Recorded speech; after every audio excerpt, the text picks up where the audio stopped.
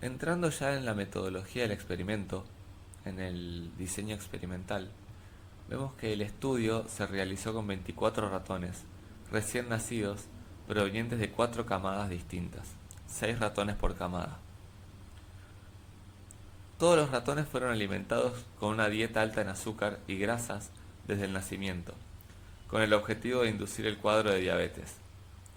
A la vez, se les suministró también una de las drogas que se busca poner a prueba. Los 3 niveles de droga, A, B y placebo, se asignaron de forma balanceada y aleatoria a los ratones dentro de cada camada. A los 5 meses de edad se extrajo sangre de los ratones y se registró la glucemia en cada uno.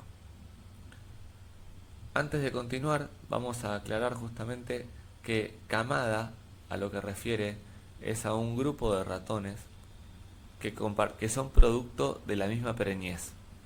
Es decir, todos nacieron al mismo tiempo de la misma madre.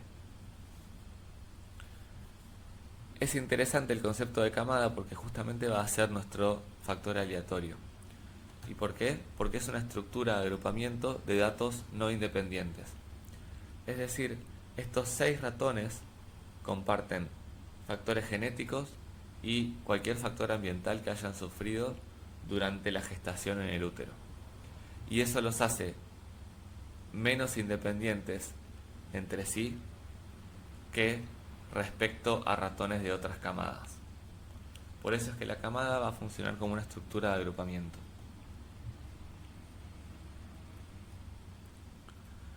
La hipótesis biológica que hay en este trabajo es que las drogas A y B revierten los signos clínicos de la diabetes en ratones expuestos a una dieta alta en azúcar y grasas.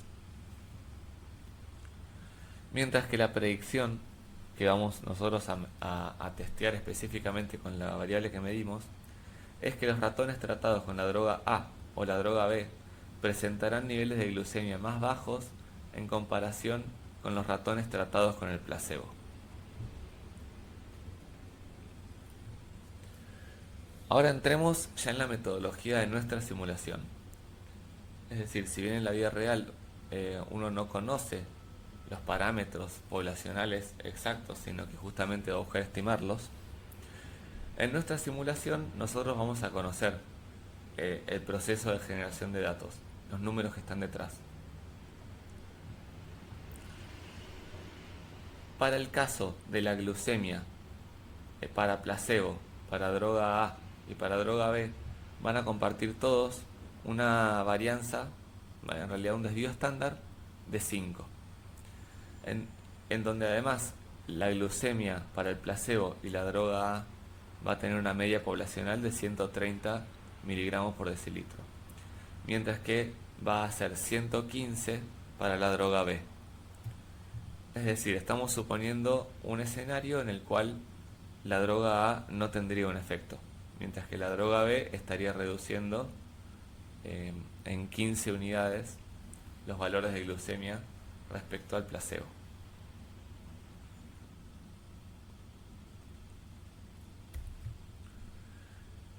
Pero nosotros vamos a simular también un efecto aleatorio de la camada. Es decir, cada camada va a tener un corrimiento aditivo en el valor de la glucemia que va a ser propio de esa camada y va a ser aleatorio porque va a provenir de una distribución normal con media cero y una variabilidad propia entre camadas que va a ser justamente el desvío estándar de esa distribución y que va a ser el valor que nosotros vamos a estar moviendo para estudiar distintos escenarios. Para cada caso vamos a simular 500 camadas, siempre de 6 ratones, y va a ser para cada uno de estos niveles de desvío estándar entre camadas. Es decir, 500 camadas de 6 ratones, en donde el efecto aleatorio va a salir de la distribución normal con media 0 y desvío 2.5, y así para cada uno de los niveles de desvío estándar entre camadas.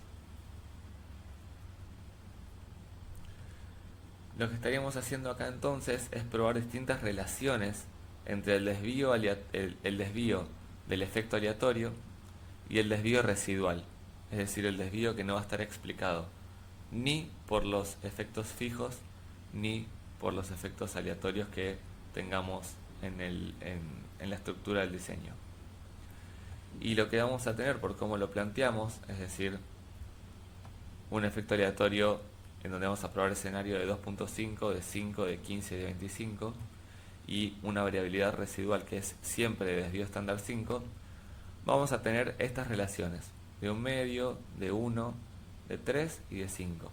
Es decir, vamos a ir viendo cómo cambia el ensayo y el análisis, viendo crecer solamente a la variabilidad del efecto aleatorio de las camadas. Van a ser 500 camadas muestreadas de estas distribuciones para cada nivel de desvío de camada, 6 ratones por camada y 2 ratones de cada camada para cada nivel de droga. Finalmente teniendo 2000 camadas y 12.000 ratones. Acá es por ejemplo un vistazo a las primeras filas del dataset, en donde vamos a tener ratones, distintas camadas. Se ve que las primeras 6 filas corresponden a la misma camada. Dentro de cada camada va a haber los tres niveles de droga representados, valor de glucemia para cada ratón, y por cómo lo simulamos tenemos acá también cuál es el efecto camada y de qué nivel de desvío estándar de camada proviene. Las primeras 500 filas son justamente efectos de camada simulados de una distribución con medida 0 y con desvío 2.5. Entrando ahora en lo que sería el análisis estadístico, nosotros no vamos a realizar el análisis sobre el conjunto total de datos que tenemos, sino que esa simulación que hicimos corresponde a la población estadística. Para cada realización o para cada análisis, nosotros lo vamos a hacer en función de 4 camadas extraídas de esas 500 camadas que hay para cada nivel de desvío del efecto de camadas. De esta manera, representando un poco mejor el tamaño muestral que suelen tener los laboratorios de investigación.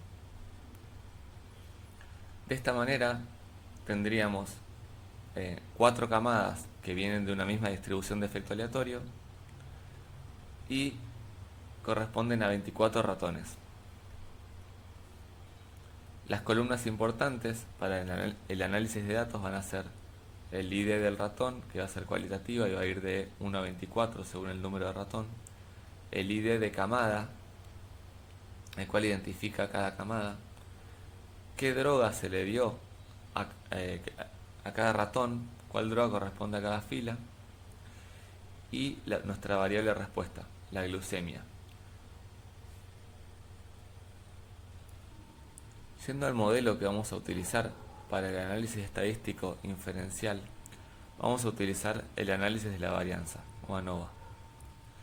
Como a nosotros nos interesa comparar el análisis incluyendo o sin incluir los efectos aleatorios, vamos a tener 2 tipos de modelo. En primer lugar, el modelo clásico o el modelo de efectos fijos, que tiene una Y que corresponde a la esperanza de glucemia en el 10º individuo, los valores beta para cada tipo de droga y un error aleatorio en el valor del 10º individuo. Los supuestos que tiene este análisis es que los errores aleatorios siguen una distribución normal con media 0 y con un desvío que sea constante a lo largo de los distintos tratamientos. Y por otro lado, el análisis de la varianza contemplando efectos aleatorios. Este es el que se conoce como modelo mixto, dado que contempla tanto variables de efecto fijo como este término que se agrega BJ que corresponde a los efectos aleatorios. En este caso al efecto aleatorio que proviene de la jésima camada.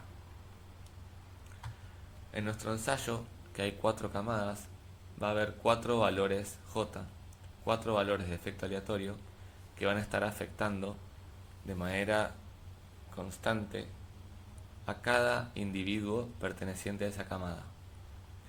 Y ese efecto aleatorio va a ser producto de una distribución normal con media cero y un desvío entre los efectos de las camadas proveniente justamente de cómo se comporte la variabilidad de esa estructura de agrupamiento, y que en nuestro caso sabemos va a tener 4 valores para darnos 4 escenarios distintos.